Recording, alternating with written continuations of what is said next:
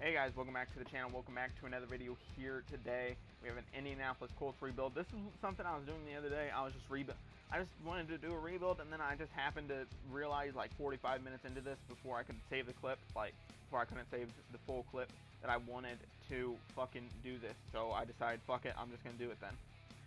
So we're gonna be taking over the Indianapolis Colts here today in the preseason. This is, my roster that I personally have.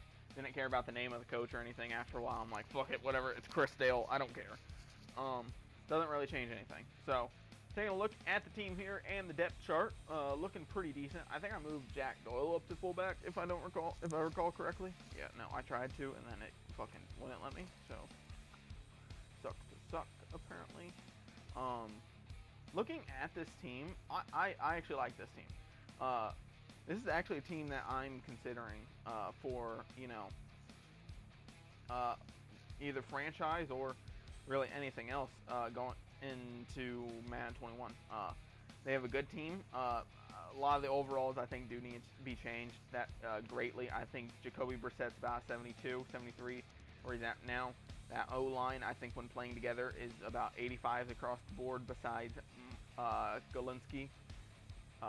I think their defensive line is going to be underrated, especially with Jabal Sherrard and Justin Houston coming off opposite edges, especially with DeForest Buckner and whoever they decide to start at second DT. I think they're going to have a very good defensive line. Their linebacking core, I love their linebacking core. They have Darius Leonard, they have Bobby Okereke, they have Anthony Walker. Fucking great pieces all around. They're all within, I think they're all 2 years or younger. I think isn't Darius Leonard in his third year now with Anthony Walker, and then Okereke's in his second year, and most of them were fucking rated pretty high. And then Rocky Sin and other cornerbacks are pretty good. I did make some trades and stuff, so you'll see that sooner rather than later, I think, or whatever. Kahari Willis came out of nowhere, I think. I think he just came, literally just came out of nowhere. Vinatieri is still here. He has more experience in the NFL than I have been alive, so keep that in mind. Nyheim Hines is always a good player to try to grab off of the trade block whenever he gets thrown up there, because he is, like a 78 with star. I don't like him because he doesn't have power back, but you have to live with what you can get. So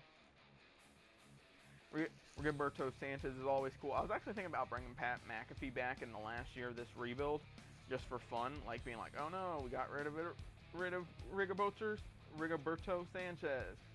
Yo, Pat McAfee, you want to make a run at a Super Bowl type of attitude? But I just decided not to do that. Marlon Mack is always a good running back. I did end up putting Parris Campbell in the slot. I wanted him to go off, especially since he's a rookie.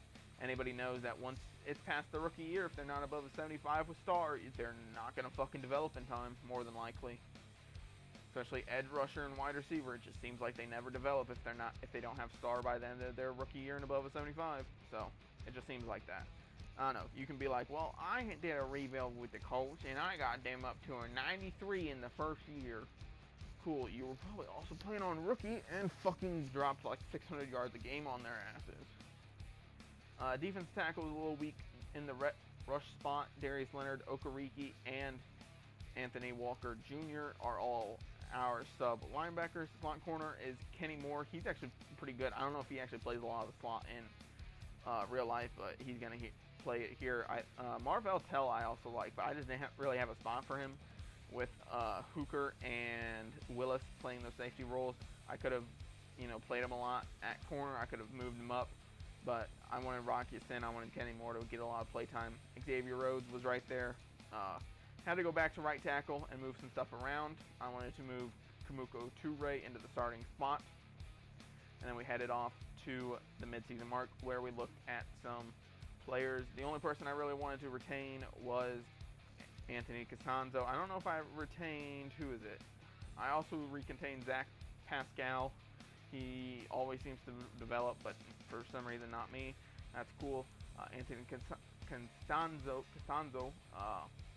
we re-signed. I don't really remember how much for, to be honest. So keep that in mind. I did this a couple days ago at this point, I think. So Yeah, I don't think I brought back Jabal Sherrard. I just don't like him, especially in Madden. I liked him in real life. I really did. I liked him when he was on, what, the Pats? Is that when he was playing out of his mind with Jamie Collins and Dante Hightower and stuff? Yeah. To be honest, they actually had a fucking scary good front a couple of years ago when they had Chandler Jones, Jamie Collins, Jabal Sherrard, and Dante Hightower. I don't know if Jabal was there actually during that time, but if he was, hella decent. Did get Zach Pascal for a decent contract. I think it ended up being like in year 3, I think, when we traded him. It only ended up being like $6 a year, and you know, it didn't come with a cap penalty because of the contract we gave him. Parris Campbell balled out, and I understand you're only supposed to be able to move up one development at a time, but that's easily fucking superstar. Like 1,300 yards on 91 receptions, 81 yards a game, 11 touchdowns, and you don't give him superstar? Like, get the fuck out of here. And then Trey Burton put up really good numbers. Zach Pascal didn't get enough touches, though, which is kind of sad, but whatever. Offensive line balled out. I don't know why creative players just don't fucking play good. I just don't think they're balanced enough to play good. We had no pressure. Decent amount of picks from Rock Ya-Sin and Malik Hooker, with 6 between them, and then 4 other picks, it looks like. Vinatieri, fucking dog shit. Not as a player, just dog shit in Madden.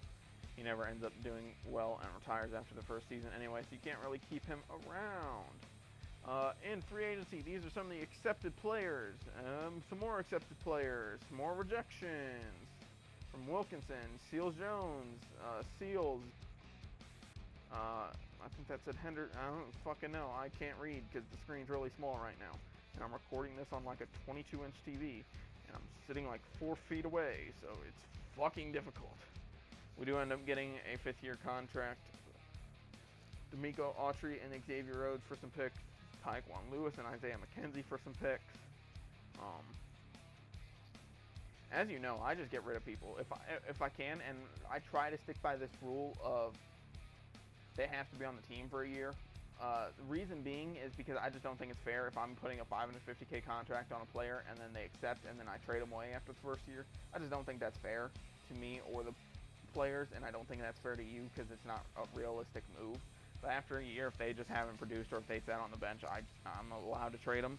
I kind of put that rule in place on myself because then it requires me to actually be able to do stuff with teams and not be able to just flip players for draft picks and other shit like that. So now after a year, I can trade them all the live long day I want because they fucking stayed on the team and I own their rights right then. We keep making moves to move up,